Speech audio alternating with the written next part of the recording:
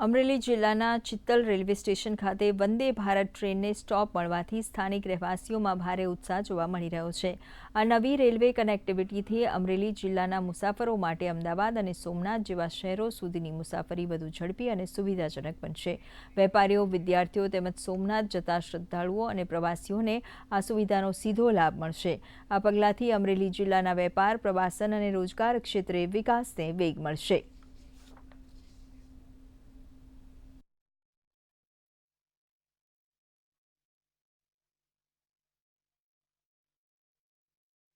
લોકસભાની અંદર મેં પ્રશ્ન ઉપાડ્યો હતો કે મને એક વંદે ભારત ને એક હરિદ્વાર તો બંને ટ્રેન મંજૂર કરી દીધી છે અને બંને ટ્રેન આપણે શીતલ ટોપી લાઠી એમ વડિયા હરિદ્વાર જે ટ્રેન જવાની છે એનો સ્ટોપેજ આપવાનો અને વંદે ભારત એ આપણને આખા જિલ્લામાં એક સ્ટોપેજ મળે તો એ શીતલ આપણે પસંદ કર્યું હતું કે સેન્ટરમાં છે એટલે વેપારીઓ માટે અને આમ નાગરિક માટે જવા આવવા માટે વંદે ભારત આપણા સૌ માટે ઉત્તમમાં ઉત્તમ છે અને એનો લાભ આખા અમરેલી જિલ્લાને મળવાનો છે। ખૂબ સારી સુવિધાથી સોમનાથ દર્શન કરવા તો અનેકવાર ગયા છીએ, પણ આજે જે સારી ફેસિલિટીનો અનુભવ થયો એ ખૂબ આનંદની વાત છે અમારા માટે।